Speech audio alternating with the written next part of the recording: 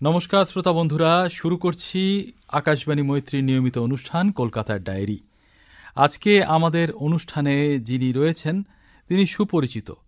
তিনি চিত্তরঞ্জন বিশ্বাস। তাকে মানুষ, পাঠক, দর্শক চেনেন চিরঞ্জীব হিসাবে। তিনি আজকে রয়েছেন যখন, খুব স্বাভাবিক, কলকাতায় খেলাধুলোর চর্চা হবে। তার সামনে আমরা প্রশ্ন রাখব এ সম্পর্কে।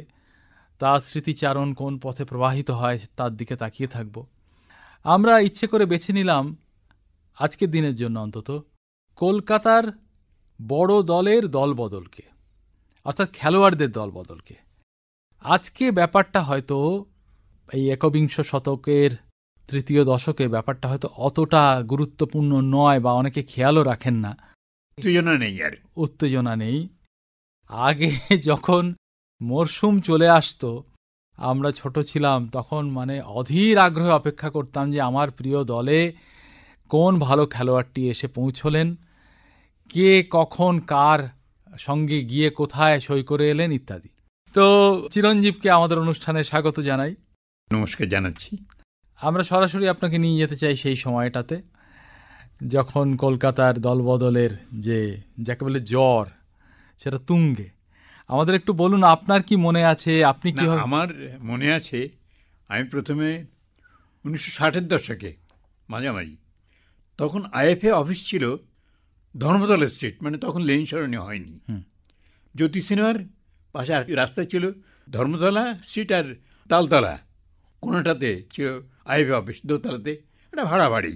বোঝাই লোককে বুঝতে পারতাম, সেখানে সাইনবোর্ডও ছিল না, কিছু না। যারা সাংবাদিক ছিলাম তারাই জানতাম। আর কিছু একদম ফুটবল পাগল যারা, আর 10 বছর হয়তো বসে থাকতো, ও দাদা কি গেল, কোন দলে যাচ্ছে, বলুন না একটুখানি কোন দলে যাচ্ছে। আমি বলতাম যে দাঁড়াও দেখি আগে।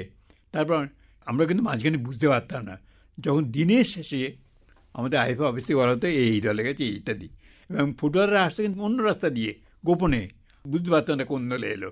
সেটা ছিল একদম প্রথম দিকে, 60-এর দশকে।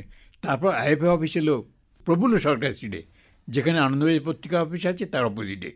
সেখানে প্রচণ্ড কাণ্ড, পুরো রাস্তায় জ্যাম। রাস্তায় যে চিত্তরঞ্জন থেকে ঢুকতে প্রফুল্ল সরকার স্ট্রিট, তো ওই রাস্তায় ঢোকা যেত না, সব দাঁড়িয়েছে। ওখান থেকে এদিকে উল্টো দিকে, এদিকে প্রায় গণেশের ওইদিকেও আর গলি আছে সেখানেও চারিদিকে, কিন্তু গাড়িগুলো ঢুকতো চিত্তরঞ্জন দিয়ে। যাই এলো, ওই আরম্ভ হয়ে গেল। কোনো সাপোর্টার কি, তো সাপোর্টার 3টে দলের বেশি ছিল। 3টে বড় দল ছিল, মোহনবাগান, ইস্টবেঙ্গল আর মোহামেডান স্পোর্টিং। 3 দলের সমান দর্শক বা সমর্থক ছিল, তারা আসতো গাড়ি করে আসছে। গাড়ি সব দরজা বন্ধ করে আসতো সব, যাতে বুঝতেন না ওরে। এবং বলা উচিত নয়, এজেন্ট জায়গাতে বলা, এজেন্ট তাই সঙ্গে করে নিয়ে আসতো। ক্লাবের কর্মকর্তা দেখা যেত না, তাদের মাধ্যমে আসতো। এসেই ঢুকতে উপরে গিয়ে দোতলায় উঠে গিয়ে সইটাই করতো। আমাদের কিন্তু সাংবাদিকের কাছে যেতে পারতো, ওরা সই করছে ই করে কিন দলে গেল ইত্যাদি সব ই করছে। আমাদের কিন্তু আইভি অফিসে ওরা ছিল, হ্যাঁ খদ্দার এই এখন কিচ্ছু বলবেন না, সে কেলেঙ্কারি হয়ে যাবে, কিন্তু এ রাস্তাতে চলে যাক, তারপর আপনারা নিচে যাবেন, আপনাদের তো অনেকেই চেনে, আপনারা তখন তাদের বলবেন। ফটোগ্রাফার ছিল, তারা সব ছবি তুলে রাখতো, আমরা সেখানে যেতাম। তারপর পরদিন তো যখন বেরিয়ে এলাম, যে ও খেলোয়াড় কি, তো আমাদের ধরে রাখছে বিভিন্ন। আমি তখন তো জুনিয়র প্রায়, কিন্তু যে সিনিয়র যারা তাদের ধরে রাখতো, এই তো যুবন্তরের, এই আনন্দবাজারের, এই বসুমতির, এইরকমভাবে সব ধর। তখন তো এইসব কাগজ 3টেই ছিল। ইংরেজি কাগজ নিয়ে খুব বছর হয়েছে, তো সব বাঙালি দর্শক বা তারা সব করতো। আর চলে আসতো আমরা এইভাবে দেখে। আমাদের তো কদর বেড়ে যেত খুবভাবে। যারা ছোটো ছিল গলির মধ্যে, তো তাতে ওখানে অনেকে অবজেকশন দিল, বাড়িঘর সব ওখানে বসবাস ছিল, তারা বললো যে না, এখানে এই পুলিশ হ্যান ত্যান আসছে, এই দল বদলে কদিন বড্ড 1 মাস ধরে প্রায় আমাদের ঘুম টুম চলে যাচ্ছে, রীতিমতো হাঙ্গামা, সত্যি হাঙ্গামা। পুলিশ নিয়ে ব্যারিকেড করতে হতো, অনেক কখনো 144 করতে হয়েছে বাধ্য হয়ে, উপায় নেই। পাশে অফিস ছিল, তাদের ভাঙচুর হয়েছে পর্যন্ত, এমন দেখা যাচ্ছে। ওখানে একটা টিভির একটা অফিস ছিল, যে ওপরে টিভি আর কি সেট ছিল, তাদের ভাঙচুর করে হয়েছে, তারা ছুটে মারছে, কোন দল গিয়ে গেল না গেল জানতে পারছে না, তো তাদের উত্তেজনা এমন। আচ্ছা, এইটা কেন হতো?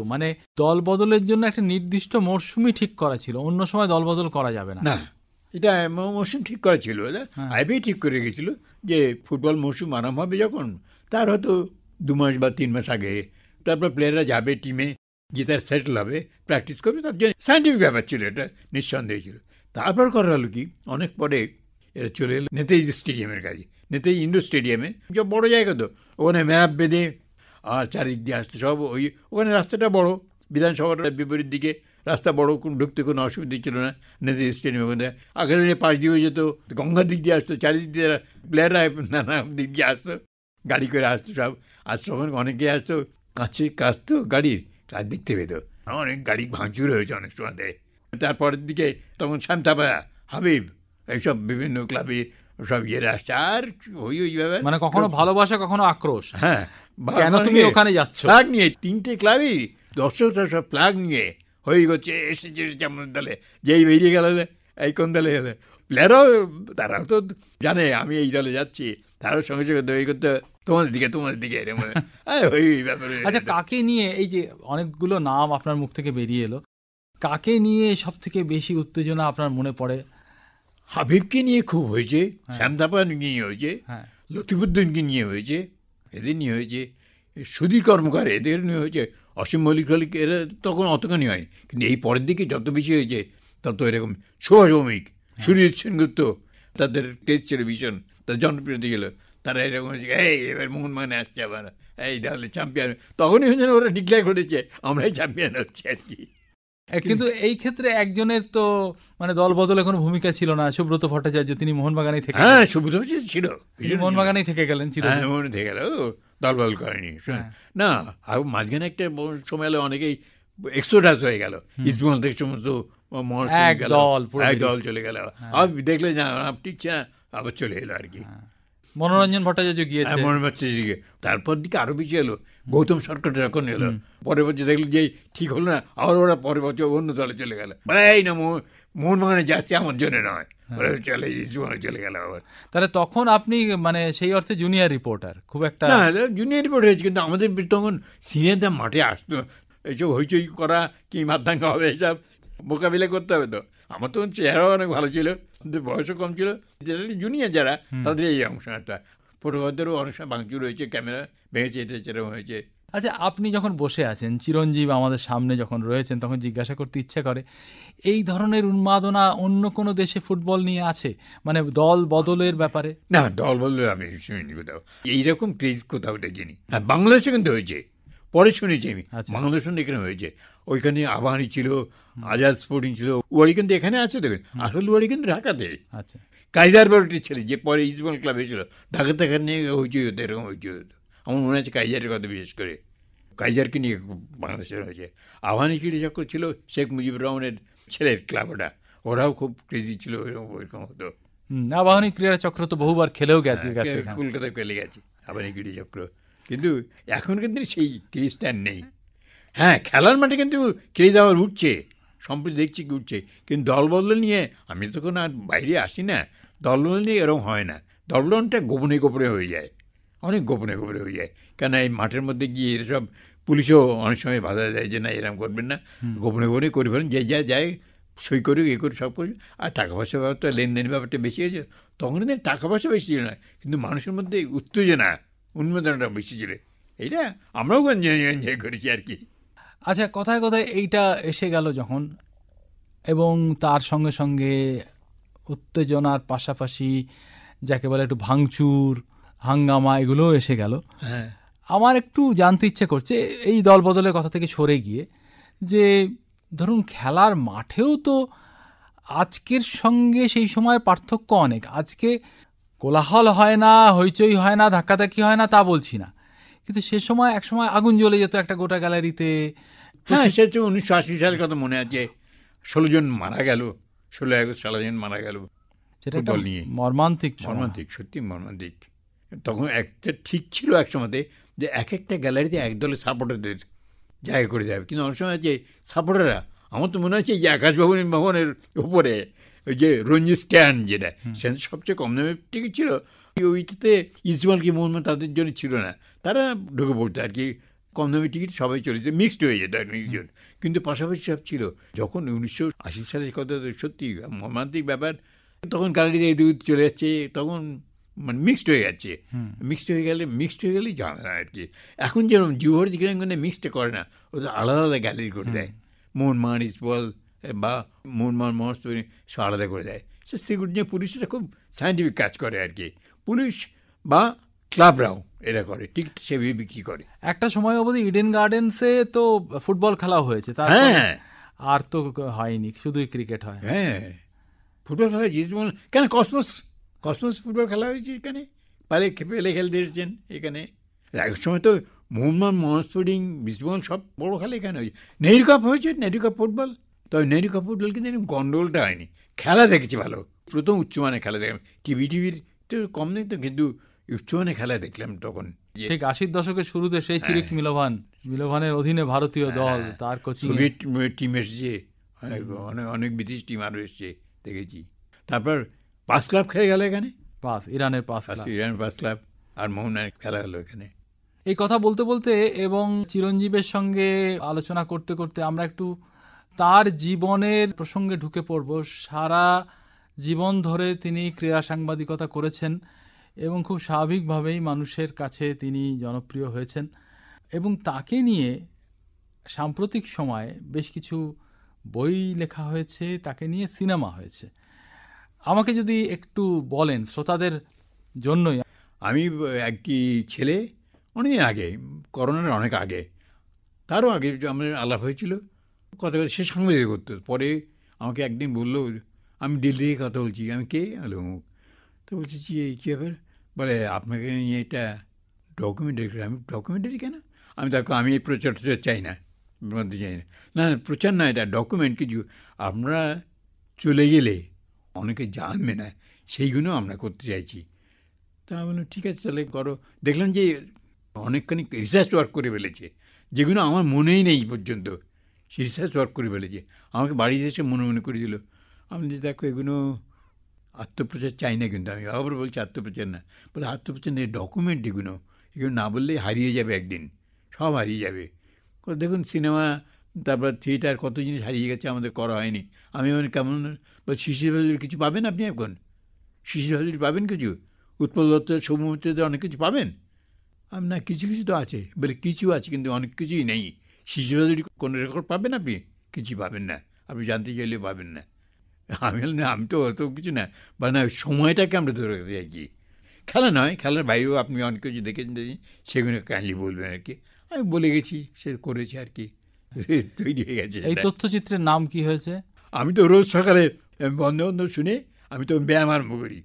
তা আমায় শুনে বললে, আপনার এই তথ্যচিত্রের নামে বন্দে মাতরম। না, বন্দে মাতরমটা এটা ভালো, খুব ভালো, কিন্তু বন্দে মাতরম তো একটা জায়গার মধ্যে থাকছে, সীমানার মধ্যে থাকছে। আমি তো খেলাধুলো নিয়ে বেশিরভাগ জিনিস করেছি, তাই এটার নামটা, তুমি খেলার ব্যাপারে থাকছে তো? বলে হ্যাঁ থাকছে, সারা পৃথিবীতে আপনি যেখানে গেছেন তা অনেক কিছু আমি জোগাড় করেছি। আমি তাহলে নামটাও সিটিয়াস অল্টিয়াস ফর্টিয়াস, এটা আমাদের অলিম্পিকের স্লোগান তো, সিটিয়াস অল্টিয়াস ফর্টিয়াস। এবং আমার বাড়িতে, আমার ঘরের ঢোকার মুখেও অলিম্পিক সিম্বলটাই আছে, আর কিচ্ছু না। অনেকে থাকে ওং মা, কি কোনো অত ঈশ্বরের ছবি শিব টিভি ইত্যাদি থাকে। আমার বাড়িতে কিন্তু ওইটাই আমার আদর্শ, 5টা অলিম্পিকের বলায় ওইটাই আছে আমার ঘরের সামনে। এই আদর্শ, এই আমার বলতে পারো আমার আসল ঈশ্বর হচ্ছে স্কুল কলেজ, এগুলো হচ্ছে আমার প্রতিষ্ঠান, এইগুলো আমার ধর্মীয় প্রতিষ্ঠান, মন্দির মসজিদ নয়। কিন্তু শ্রোতা বন্ধুরা, কলকাতার ডায়েরি অনুষ্ঠানে আমরা কথা বলছি প্রখ্যাত ক্রীড়া সাংবাদিক চিত্তরঞ্জন বিশ্বাসের সঙ্গে, যাকে চিরঞ্জীব বলে সবাই চেনেন। আজকে এই প্রবীণ বয়সে তিনি এখনও নিয়মিতভাবে খেলাধুলোর খবর রাখেন এবং সে সম্পর্কে কেউ চাইলে তিনি লিখেও দেন। লেখালেখির কাজটাও তিনি চালিয়ে যাচ্ছেন। আমরা তার সামনে বসে আলোচনা শুরু করেছিলাম কলকাতায় ফুটবলের দলবদল নিয়ে, যে সময় এই দলবদলের যাকে বলে রীতিমতো একটা স্বর্ণযুগ ছিল, যাকে ঘিরে উত্তেজনা ছিল, ইংরেজিতে যাকে বলে ক্রেজ, সেইটা ছিল। তো সেই জায়গাটা থেকে আরেকটু যদি সরে গিয়ে আমি এভাবে বলতে পারি যে দল তো বদল হলো, কিন্তু দল গঠন, এই গঠনটা শুধু খেলোয়াড় দিয়ে হয় না। একজন মানুষ থাকেন যারা দলকে সত্যি সত্যি শৃঙ্খলা পরায়ণ করে তোলেন। আমরা খুব সাম্প্রতিক সময় যেমন রাহুল দ্রাবিড়কে দেখেছি, ভারতীয় ক্রিকেট দলকে অত্যন্ত শৃঙ্খলা পরায়ণ করে তুলেছেন তিনি, যার মধ্যে যা মেধা আছে বের করে এনেছেন। তেমনি কলকাতা শুধু বড় ক্লাব নয়, মাঝারি বা ছোট ক্লাবের ক্ষেত্রেও কয়েকজনকে আপনি দেখেছেন, চিনেছেন, তাদের বাড়িতে গিয়েছেন, নিয়মিত আলোচনা করেছেন, যারা সত্যি সত্যি খুব মানে কড়া ধাতের মানুষ। এবং আমি ইচ্ছে করে নামগুলো বলবো না, আপনার মুখ থেকে নাম বেরোক। তাদের আপনি দেখেছেন যে তারা দলকে কিভাবে সুন্দরভাবে গঠন করেছেন। দু একটা নাম যদি বলেন, আপনার সঙ্গে সম্পর্কের কথা যদি বলেন। খেলোয়াড়রা নিশ্চয়ই তারা দল গঠনে যারা ক্যাপ্টেন হয়েছে তারা করেছে, কিন্তু তার আগে করেছেন কোচরা। এই কোচদের মধ্যে আমি কিন্তু দুজনকে সবার আগেই করব। একজন যদি তিনি প্রাথমিক বিদ্যালয়ের কোচ হন, তার নাম অচ্যুত ব্যানার্জি। আর হায়ার সেকেন্ডারি বা কলেজ কোচ হন, তার নাম অমল দত্ত। এরা কিন্তু প্লেয়ার তৈরি করেছেন, তারা কিন্তু স্টার নিয়ে কাজ করেনি। প্লেয়ার তৈরি করেছেন কলকাতা মাঠে। আজকের না আজকে তারা সবাই সকলেই অনেকে চলে গেছেন, নেই, অনেকে তারা অবসরে চলে গেছেন, কিন্তু তৈরি করছেন ওই প্রাথমিক বিদ্যালয়ে যিনি কোচ অচ্যুত ব্যানার্জি। কলকাতার ফুটবল বা বাংলার ফুটবল তার কাছে চিরঋণী থাকবে। মানে আপনি বলছেন ভিত্তিটা গড়ে দিয়েছেন, ভিত্তি করেছেন। আর তারপর থেকে আরও সায়েন্টিফিক ইয়েতে নিয়ে গেছেন, তার নাম হচ্ছে অমল দত্ত। যদি কলকাতার ফুটবল নিয়ে কেউ লিখে থাকেন, ইতিহাস করেন, এই দুজনটা বাদ দিয়ে কিছু হবে না। আর ক্যাপ্টেনরা যখন হয়েছেন, ক্যাপ্টেন তো সবসময় ক্যাপ্টেন ইজ ক্যাপ্টেন। যেমন আজকে আপনি রাহুল দ্রাবিড়ের কথা বলেন, রাহুল দ্রাবিড়কে আমরা খেলতে দেখেছি। রাহুল দ্রাবিড় আজকে যে চ্যাম্পিয়ন হয়ে গেছে, হ্যাঁ, মিস্টার ডিপেন্ডেবল, সত্যিই ডিপেন্ডেবল। খেলার মাঠে যে ডিপেন্ডেবল, কোচেও ডিপেন্ডেবল। সেটা কিন্তু এই ফুটবলের মধ্যে আমার ছিল। এখনও তিনি আছেন, দল তৈরি করছে এবং রীতিমতো কী বলবো, ছড়িগিরি করছেন। তার নাম আমি অবশ্যই স্বীকার করতেই হবে, সুব্রত ভট্টাচার্য। মোহনবাগান ক্লাবের প্লেয়ার ছিলেন, কোচ ছিলেন। আবার হকিতেও একজনের কথা মনে পড়ছে, হকি কথা না বললে ঠিক হবে না, গুরবক্স সিং কোচ। তার আগে খেলোয়াড় ছিলেন দীর্ঘকাল, এবং কোচ এবং খেলোয়াড় একসঙ্গে কাজ করেছেন গুরবক্স সিং। বাবা জানে তার কথা। কিন্তু কর্মকর্তাদেরও তো একটা বড় ভূমিকা থাকে, যেমন জ্যোতিষ গুহর কথা আমরা, জ্যোতিষ গুহ এবং ধীরেন দে, দুইজনের কথা। কলকাতায় যে ফুটবলের আমি বলি দুইজন মহির উজিয়ে থাকেন, দুইজন নাম করতে। একজন হচ্ছেন ইস্টবেঙ্গল ক্লাবের জ্যোতিষ গুহ, অনেকে আবার নবীমেদা বলতে গুহ সাহেব, আর ধীরেন দা। আমরা ধীরেন দা বলতাম, ধীরেন দে। আর শৈলেন্দ্রনাথ ধীরেন দে বলতাম, ধীরে দা, ধীরেন বলতে না, ধীরে দা। আচ্ছা, এদের সঙ্গে আপনার তো ব্যক্তিগত বার্তালাপ বা কিছু ঘটনা, এগুলো তো মনে থাকা সম্ভব। হ্যাঁ, একটা দুটো যদি বলেন। একটা দুটো হচ্ছে তখন খুব জুনিয়র আর কি। আমি গিয়ে দেখছি যে ইস্টবেঙ্গল ক্লাবে একজন লোক দাঁড়িয়ে, ধুতি পাঞ্জাবি পরে দাঁড়িয়ে রয়েছে। আমি আস্তে দিকে গেলাম, কে তুমি? আমি এরকম কাগজে রিপোর্টার। আচ্ছা, কি জিজ্ঞেস করবে কিছু আমাকে? আমি জিজ্ঞেস করতাম, আপনার তো ফুটবল ক্লাব? হ্যাঁ। তো উনি তো অ্যাথলেটিক্স কোচ, ওকে দিয়ে আপনি ফুটবল? শোনো, আমি অনেকদিন বেরিয়ে ছিলাম, আগে খেলোয়াড়দের শরীরটা তৈরি করতে হবে। এই যে কোচের নাম জানো? আমি জানি বলেই তো আমি জিজ্ঞেস করছি। সুজিত সিনহা অ্যাথলেটিক্স কোচ, খুব নামি কোচ। ওরা দিয়ে প্রচুর মানে ন্যাশনাল অ্যাথলেট বেরিয়েছে বাংলার। ওদের শরীর তৈরি করছে, বুঝলি তো। এরপরে দেখবি 3-4 দিন পরে এসে তুমি দেখবি যে আমার ফুটবল কোচে। সত্যি তাই দেখলাম। আবার মোহনবাগান ক্লাবে দেখলাম বিখ্যাত কোচ বলাইদাস চ্যাটার্জি। বলাইদাস খুব তখন শরীর খুব ভারী হয়ে গেছে। বলাইদাস চ্যাটার্জি অলিম্পিকে ইন্ডিয়ান টিমে কোচ ছিলেন বলাইদাস চ্যাটার্জি, 48 অলিম্পিকে। ওর ওনারা তখন খেলছেন, শৈলমান ওনারা সব খেলছেন। যাই হোক, তা বলে দেখি বসে আছেন আর ছাতা মাথায় দিয়ে স্লাবের মাঠের মধ্যে বসে আছেন। আমি এরকম কাগজের লোক, বলে হ্যাঁ। বললাম যে এরা সব ওই যে দেখো না, ওই চুনি অমুক তমুক ইত্যাদি সব করছে। এইখান থেকে মোহনবাগান থেকে বেরোবে, রেড রোড দিয়ে ঘুরে ওদিক দিয়ে তোমাদের গ্র্যান্ড হোটেলের সামনে দিয়ে গিয়ে আবার ওই রাস্তা দিয়ে এসে এখানে শেষ করবে। এই 8-10 পাক দেবে, শরীরটা ঠিক হবে, বুঝলে তো। আমি এটা রোজ করাই আর কি। আর আমি বলে আপনি ফুটবল নিয়ে বল না, আমি ফুটবল নিয়েই করতে পারি না এখন, দেখি আর জুনিয়র আছে কিছু কিছু, তাই দিয়ে করি আর কি। আগে ওদের শরীরটা তৈরি করাই। দৌড়নের চেয়ে ভালো জিনিস হয় না, বুঝলে তো। দৌড় শরীর ঠিক হয়ে যাবে আর কি। এই চিনি সবাইকে করো আমি দেখেছি। আরেকজন ছিলেন, নামটা বলা উচিত, বাঘাসোম, ইস্টার্ন রেলের কোচ বাঘাসোম। আমি বাঘা থেকে বাঘা দাই বলতাম সবার কাছে। আমি ওই দাদা দাদাই বলতাম। মাঠে কিন্তু সারপার হয় না, মাঠে দাদা। এটা শান্তিনিকেতন স্টাইল, রবীন্দ্রনাথ যেটা করেছেন। ম্যাডাম নেই, স্যার নেই, ওখানে সবাই দাদা বা দিদি, টিচাররা এখনও যায় মাঠে সব দাদা। বাঘা দাই, ও তুমি আইসো, ঠিক আছে। ও যে বাঙাল ছিলেন আর কি। আমি দেখলাম যে মাঠে পিকে ব্যানার্জি দেখছি। হ্যাঁ, দেখছো গোল কয়টা মারছে, টার্গেট কতগুলো গোল দিল, কতগুলো মারলো, যেটা কিছুক্ষণ পরে পিকে ব্যানার্জি হাফাজ হয়েছে, বাবা হয়ে গেছে কত 100 মাত্র? বলে হ্যাঁ। কী হয়েছে, ঘামে ভিজে গেছে গো, শীতকাল। হ্যাঁ দেখা অনেকক্ষণ হলো তো, মনে হচ্ছে শরীরটা খারাপ হয়ে যায়। উনি কভালা দিয়ে বললেন, এই জ্বর হয়েছে তো, বাড়ি গিয়ে গরম জলে স্নান করো। তা এই হার্ড টাস্ক মাস্টার 100টা গোল দিয়ে আমি বললাম যে বাদা আপনি, আরে শোনো আমার বড্ড ভুল হয়ে গেছে, আমি বাজারে যাওয়ার সময়তেই ওরে বলছি প্র্যাকটিস করো, আমি ভুলে গেছি, আমি বাড়িতে এসে আমার কাজ করছি। আচ্ছা, 100টা গোল দেওয়া মানে 100 বার গোলে শর্ট করা, শর্ট করতে হবে, টার্গেট 100 বার ঢুকেছে কিনা। পিকে যে পরের কারণে বলেছে কিন্তু শুনুন, যতদিন আমার এই কস আছে, এই প্লেয়াররা এখন দেখছেন তো আমাকে, পিকে যখন কোচ হয়ে গেছেন ততদিন আমাকে ভালো বলে, এরপরে কী করবি আমি কি বক দেখাবে আইছে না আমি করি। আমি বললাম একবার বললো ভাস্কর গাঙ্গুলি বলে, ওরে প্রদীপদার যা অবস্থা না, কি পাঁজরটা ভেঙে যাচ্ছে আমার, এমন জোরে শট মারছে পাঁজরটা ভেঙে যাচ্ছে। কোচ থাকার সময় এমন জোরে শট মারছে যে হ্যাঁ, গোলকিপারের পাঁজর ভেঙে পাঁজর ভেঙে যাচ্ছে এরকম। তো সেইভাবে খেলা শিখেছেন তারা। খেলা শিখেছেন, নিজে শিখেছেন, ছেলেমেয়েদের শিখে ট্রেনিং দিয়েছেন।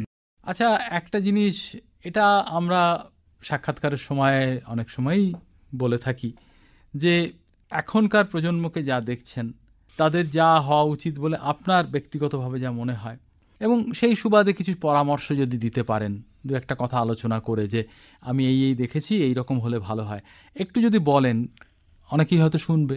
না, আমি এখন তো মাঠে যাই না, তা এখনকার ছেলে এখন যারা করছে, আমি এখন এই ব্যাপারে আমি অমল দত্তের নামটা বলছি। অমল দত্তকে 1969 সময় তো বিদায় দেয়, মোহনবাগান খুব খারাপ রেজাল্ট হচ্ছে, ধীরে ধীরে নিয়ে এলেন ওকে, উনি কটকে ছিলেন, নিয়ে এলেন, আমাকে শুনলেন। আমি একদিন গিয়ে মাঠে গিয়ে বললাম, জানেন সায়েন্স কলেজে এরকম দারুণ কাজ করছে। বলে কী কাজ করছে? তারা একজন খেলোয়াড়ের সক্ষমতা কতখানি আর কতখানি কী করতে পারে সায়েন্স কলেজ, এটা বুঝছে কি, আমি যে লন্ডনে দেখেছি, কিন্তু এটা কলকাতা আছে না, মানে বৈজ্ঞানিকভাবে পরিমাপ করা হচ্ছে। হ্যাঁ, সায়েন্স কলেজে আছে। তা আসলে সায়েন্স কলেজে আমার সঙ্গে আলাপ হয়েছিল মীনাক্ষী চ্যাটার্জি, যার নাম অভিযানে গিয়েছেন, ওর সঙ্গে আলাপ হয়। তখন আমাকে বলে, চিত্তদা সায়েন্সের কিছু চলে না খেলা মাঠে, তুমি খেলার মাঠের সঙ্গে যুক্ত তো, তোমাকে বলছি এটা কাউকে নিয়ে এসো না। আমাদের এই ওয়ার্ক ফিজিওলজি যেটা, সেটা সায়েন্স কলেজে প্লেয়ারদের নিয়ে আমরা কাজ করতে চাইছি। আমাদের এখানে আছেন তখন professor Maitra, head of department, professor Maitra, পুরো নামটা মনে নেই এখন, আপনি ব্যবস্থা করেন। আর পিনাকি ছিল মোহনবাগানের সাপোর্টার, আমার তো মোহনবাগানের তো। আমি বললাম তাই নাকি, নিয়ে যাই তো। উনি কিছু প্লেয়ারদের নিয়ে গেলেন ওখানে, নিয়ে গেছে আর্গোমিটারের সামনে কতক্ষণই করে সাইকেল চালাচ্ছে, এই করছে তা করছে, সব কিছু করলো, করে কার কতক্ষণ কী কতক্ষণ খেলবে বলেছে। বলে গোলকিপার এবং ফরওয়ার্ড দুজন সমান তো নয়, দুজন সমান পরিশ্রম করতে হয় না, সুতরাং তাদের জন্য আলাদা ব্যায়াম হবে। আমল তো সেই শেষে দেখলেন, বলে যে আর কী করেছে, বলে যে আমরা একটা ফুড চার্ট করে দেবো, কার কীরকম খাবার কতখানি ক্যালোরি দরকার সেটা আমরা করে দেবো। আমল তো হাতে স্বর্গ পেয়ে গেলেন, বেশি 6 বছরই মোহনবাগান চ্যাম্পিয়ন হয়ে গেল 1970। এবং একজন প্লেয়ারকে দিয়ে, ভবানী রায়, তাকে সারা মাঠ খেলালেন, সারা মাঠ তাকে এমনভাবে করে দিল। 1969 কথা বলছি, 69। তার মানে সেই সময়ে সায়েন্স কলেজে এই কাজটা শুরু হয়ে গিয়েছে। কিন্তু আজকে সেই সায়েন্স কলেজের কাজ কেউ যায় না, খুব দুঃখের কথা এটা।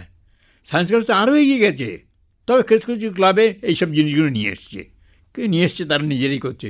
কিন্তু সায়েন্স কলেজ তো তারা তো আরও এডুকেটেড, তো তারা যতদিন করতে পারে, বাইরে কোচ করতে পারবে না।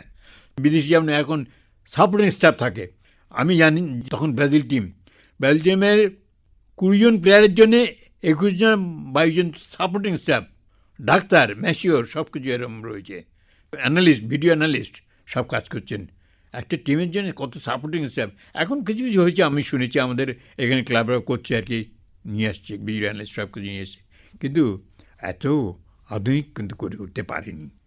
এটা তো গেল খেলোয়াড়দের জন্য। শেষে জানতে চাইব, ক্রীড়া সাংবাদিকদের জন্য আপনার পরামর্শ কী? কিরকম আরও বেশি পড়তে হবে, আরও বেশি জানতে হবে, বই পড়তে হবে, সব রকম বই পড়তে হবে। আমার কাছে বই আছে, ফুড ফর চ্যাম্পিয়ন্স, আমি 1983 এটা নিয়ে এসেছিলাম শিকাগো থেকে, food for champions, food for champions, food for champions বইটা এখনও আছে আমার কাছে। আচ্ছা, তাতে একাধিক সেমিনার বিদেশে গেছি, আমি বলছি ইয়ার ফ্রম ইন্ডিয়া, তুমি এদের এসছো? তো আমাদের সঙ্গে প্রবলেম আছে জানো, আমাদের সাউথে তারা সব ভেজিটেরিয়ান, কেউ কোনো মিটই খায় না, অনেক রকম সমস্যা। বল that is not the problem, problem তোমাদের করবে ক্যালোরি খেয়ে কতক্ষণ পাচ্ছে, ক্যালোরি দরকার, আর কিছু না। অনেক গরিব দেশে জানো তারা খেতে পায় না, এত গরিব ছিল তারা দুধ খেতে পারত না।